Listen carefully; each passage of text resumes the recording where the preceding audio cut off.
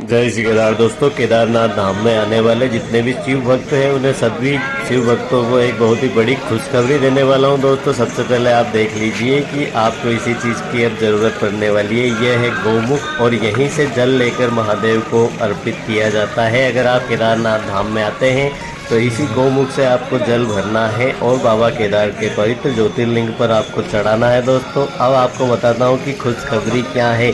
दोस्तों, सबसे बड़ी खुशखबरी केदारनाथ धाम से जुड़ी हुई ये है कि आप अगर केदारनाथ धाम में अभी आते हैं तो आपको गर्भगृह में दर्शन होंगे। जितने भी श्रद्धालु आते हैं सभी को गर्भगृह में दर्शन करवाए जा रहे हैं और आने वाले दिनों में आप केदारनाथ धाम में अपने हाथों से जल भी चढ़ा पाएंगे।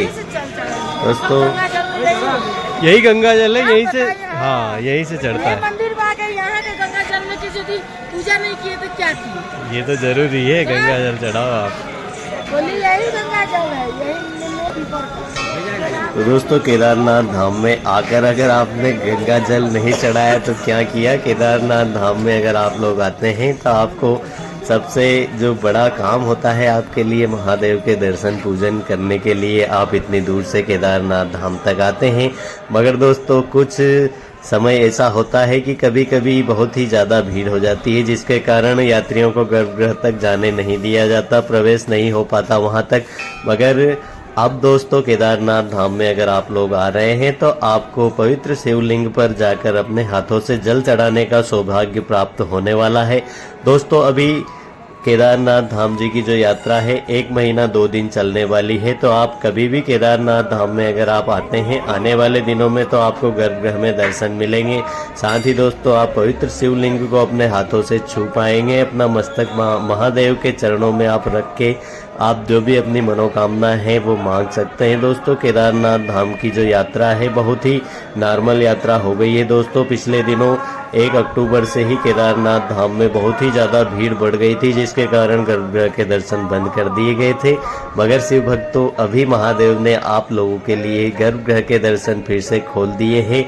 और दोस्तों, मौसम बहुत ही ज़्यादा ठंडा हो गया है। केदारनाथ धाम में बर्फबारी पीछे की पहाड़ियों पर हो रही है। और दोस्तों, पिछले 2 दिन पहले केदारनाथ धाम की जो साइड वाली पहाड़ियां हैं वहां पर भी स्नोफॉल हुई थी। मगर दोस्तों, उसके बाद से मौसम साफ है, धूप खिली हुई है। दोस्तों, आप देख सकते हैं केदारनाथ धाम में, और यात्रियों की संख्या भी आप देख सकते हैं। दोस्तों, बहुत ही नॉर्मल यात्रियों की संख्या हो गई है। तो आप अगर केदारनाथ धाम में आते हैं तो आपको दर्शन बहुत ही अच्छे प्रकार से हो जाएंगे। और केदारनाथ धाम में दोस्तों, जितने भी श्रद्धालु अभी हैं सभी श्रद्धालुओं को गर्भगृह में दर्शन करवाए जा रहे हैं। तो आप अगर केदारनाथ धाम में आकर बाबा केदार के दर्शन करना चाहते हैं तो आप निश्चित ही सौभाग्यशाली है दोस्तों कि आपको गर्भगृह में दर्शन जरूर मिलेंगे। तो आप आने वाले दिनों में अगर बाबा केदार की यात्रा करें तो आपको गर्भगृह में दर्शन मिल जाएंगे। और दोस्तों, केदारनाथ धाम से जुड़ी हुई अन्य कोई जानकारी के लिए आप हमें कमेंट कर सकते हैं।